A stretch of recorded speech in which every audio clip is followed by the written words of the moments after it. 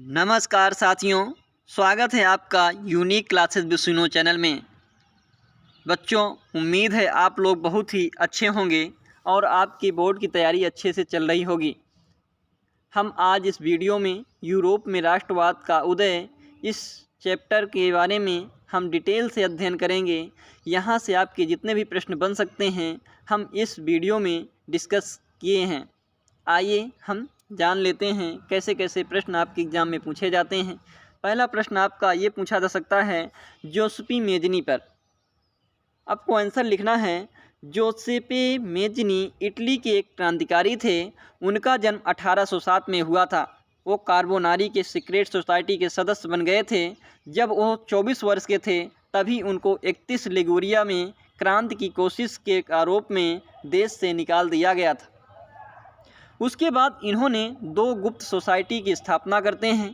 पहले मार्सेई में young Italy के नाम से और फिर बाद में बर्न में यंग यूरोप के नाम से इन्होंने दो सोसाइटी की स्थापना की।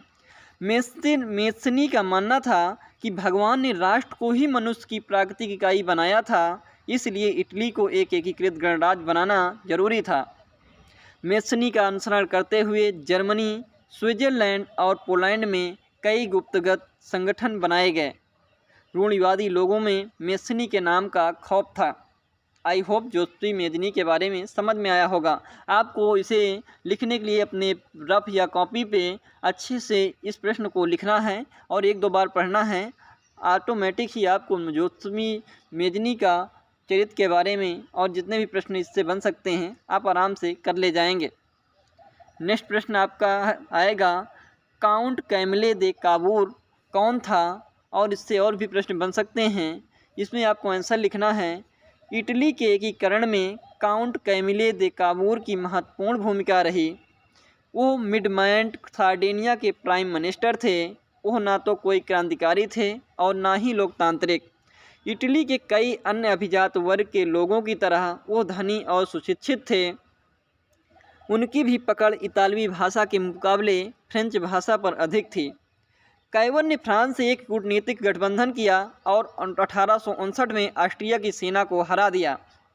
उस लड़ाई में सैनिकों के अलावा कई सशस्त्र स्वयंसेवकों ने भी भाग लिया था, जिनकी अगुवाई जोसेपे गैरिबाल्डी कर रहे थे। 1869 की मार्च के महीने में वे दक्षिण इटली और ट्रू सिसिली के राज्य की ओर बढ़े।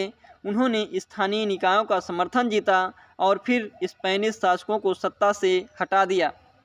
1861 में विक्टर एमानुएल को एकीकृत इटली का राजा घोषित किया गया। काबूर उस एकीकृत इटली के प्राइम मिनिस्टर बन गए। आई होप काउंट कैमिले दे काबूर के बारे में आपको समझ में आया होगा। नेक्स्ट प्रश्न है आपकी स्क्रीन पे ये रहा। यूनानी स्वतंत्रता युद्ध क्या था? इससे भी जो प्रश्न आएंगे आपको लिखना कैसे है। ग्रीस की आज़ादी का संघर्ष 1821 ईस्वी में शुरू होता है। जिन लोगों को देश निकाल दिया गया था उन्होंने ग्रीस के राष्ट्रवादियों को भारी समर्थन दिया। पश्चिमी यूरोप के लोग प्राचीन ग्रीक संस्कृति का सम्मान करते थे, इसलिए उन्होंने भी ग्रीस के राष्ट्रवादियों का समर्थन किया। कवियों और कलाकारों ने जनभावना को राष्ट्रवादियों के पक्ष में करने की भरपूर कोशिश की, पर यह याद रखना चाहिए कि ग्रीस उस समय ऑटोमान साम्राज्य का एक हिस्सा हुआ करता था। आखिरकार 1832 में कॉन्स्टेंटिनोपल की ट्रीटी हुई और ग्रीस को एक स्वतंत्र देश की मान्यता मिल गई। ग्रीस की आज़ादी की लड़ाई से पूरे यूरोप के पढ़े लिखे वर्ग में राष्ट्रवाद का अपना मजबूत हुई। ग्रीस की आज़ादी की लड़ाई से पूरे यूरोप के पढ़े लिखे वर्ग में राष्ट्रवाद की भावना और मजबूत हुई। आई होप यूनानी स्वतंत्रता युद्ध के बारे में आपको समझ में आया होगा। यहाँ से जो भी प्रश्न बनता है आप आसानी से, मुझे उम्मीद है, कर ले जाएंगे। नेक्स्ट प्रश्न है, फ्रैंकफर्ट संसद क्या होती है? इसके बारे में आपका प्रश्न आएगा। आपको लिखना कैसे है आइए देखते हैं। फ्रैंकफर्ट पार्लियामेंट का नाम राष्ट्रवाद के आंदोलन के एक मुख्य पड़ाव के रूप में गिना जाता है। जर्मनी में मध्यम वर्गीय लोगों के राजनीतिक संगठनों के सदस्यों ने मिलकर एक सकल जर्मन असेंबली के लिए वोट किया और 18 मई 1848 को 831 चुने प्रतिनिधियों का जुलूस सेंट पॉल चर्च के में आयोजित फ्रैंकफर्ट पार्लियामेंट की ओर चल पड़े। उस पार्लियामेंट में एक जर्मन राष्ट्र का संविधान बनाया गया और उस संविधान के अनुसार प्रशिया के राजा फ्रेडरिक विल्हेम चतुर्थ को जर्मनी का शासन सौंपने की पेशकश की गई, लेकिन उसने इस अनुरोध को ठुकरा दिया और चुनी हुई संसद का विरोध करने के लिए अन्य राजाओं से हाथ मिला लिया। नेक्स्ट प्रश्न है, राष्ट्रवादी संघर्षों में महिलाओं की भूमिका। उदारवादी आंदोलन में महिलाओं ने भी भारी संख्या में हिस्सा लिया। इसके बावजूद असेंबली के चुनाव में उन्होंने मताधिकार से वंचित किया गया। जब सेंट पॉल के चर्च में फ्रैंकफर्ट पार्लियामेंट बुलाई गई तो महिलाओं को केवल दर्शक दीर्घा में बैठने की अनुमति मिली। नेक्स्ट प्रश्न है, फ्रांसीसी लोगों के बीच सामूहिक पहचान का भाव पैदा करने के लिए फ्रांसीसी क्रांतिकारियों ने क्या कदम उठाए। फ्रांसीसी लोगों के बीच सामूहिक पहचान का भाव पैदा करने के लिए फ्रांसीसी क्रांतिकारियों ने नए कदम उठाए। उन्होंने इसके लिए रोमांटिसिज्म का सहारा लिया।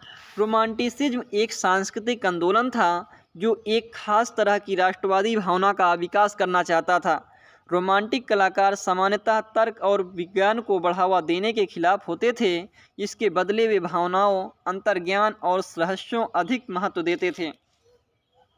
राष्ट्र के आधार के रूप में उन्होंने साझा विरासत और सांस्कृतिक धरोहर की भावना को अधिक बल दिया। राष्ट्रवादी भावनाओं को बल देने में भाषा ने भी महत्वपूर्ण भूमिका निभाई। लोगों में राष्ट्र की भावना को बढ़ावा देने के उद्देश्य से पूरे फ्रांस में फ्रेंच भाषा को मुख्य भाषा की तरह बढ़ावा दिया गया। पोलैंड में रूसी आधिपत्य के खिलाफ विरोध के लिए पालिश भाषा का इस्तेमाल एक हथियार के रूप में किया गया। नेक्स्ट प्रश्न आपकी स्क्रीन पे रहा, मैरियान और जर्मनिया कौन थे? जिस तरह उन्हें किया गया उसका क्या महत्व था? आंसर है, फ्रेंच राष्ट्र को मैरियान का नाम दिया गया जिसे एक स्त्री के रूप में चित्रित किया गया है। फ्रांस में राष्ट्र में वो मैरियन का नाम दिया गया। यह ध्यान देने योग्य है कि मैरियन ईसाई महिला का एक लोकप्रिय नाम है। मैरियन के चरित्र चित्रण के लिए उदारवाद और प्रजातंत्र के रूपों का प्रयोग हुआ है, जैसे लाल टोपी, तिरंगा, कलगी आदि। लोगों में मैरियन की पहचान घर करने के उद्देश्य से उसकी मूर्तियां बनी और टिकटों और सिक्कों पर उसकी तस्वीर छापी गई। जर्मनी में जर्मेनिया को राष्ट्र का प्रतीक बनाया गया। जर्मनी में जैतून को बहादुरी का प्रतीक माना जाता है, इसलिए जर्मेनिया के सिर पर जैतून के पत्तों का ताज है। नेक्स्ट प्रश्न आपके स्क्रीन पे रहा, आज का लास्ट प्रश्न है, जर्मनी के एकीकरण की प्रक्रिया का संक्षेप में पता लगाइए। आंसर है, 1814 के वियना कांग्रेस में जर्मनी की पहचान 29 राज्यों के एक लचर संघ के रूप में हुई थी। इस संगठक का निर्माण नेपोलियन द्वारा पहले ही किया गया था। 1848 के मई महीने में फ्रैंकफर्ट संसद में विभिन्न राजनीतिक संगठनों ने हिस्सा लिया। उन्होंने एक जर्मन राष्ट्र के लिए एक संविधान की रचना की। उसके अनुसार जर्मन राष्ट्र का मुखिया कोई राजा होता तो संसद के प्रति जवाबदेह होता। ऑटो वॉन बिस्मार्क जो प्रूसिया के मुख्यमंत्री थे, जर्मन एकीकरण के मुख्य सूत्रधार थे। इस काम के लिए उन्होंने प्रूसिया की सेना और अफसरशाही की मदद ली थी। इसके बाद ऑस्ट्रिया, डेनमार्क और फ्रांस से 7 साल के भीतर 3 लड़ाइयाँ हुई। उन युद्धों की परिणति हुई प्रूसिया की जीत से, जिसने जर्मनी के एकीकरण की प्रक्रिया को संपूर्ण किया।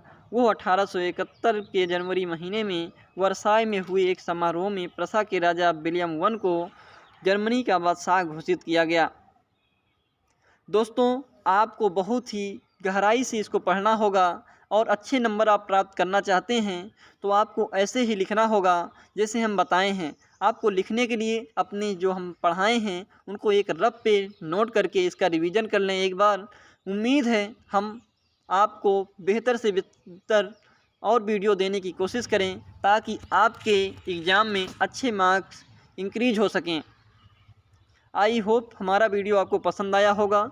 यदि मेरे चैनल पे नए हैं तो मेरे चैनल को प्लीज़ सपोर्ट करें, ऐसे ही सपोर्ट करें क्योंकि हमारा परिवार 1K का हो गया है। ऐसे ही हमें प्यार देते रहें, हमें एक मोटिवेशन मिलता है। हम ऐसी वीडियो आपके लिए लाते रहेंगे। जय हिंद, जय भारत।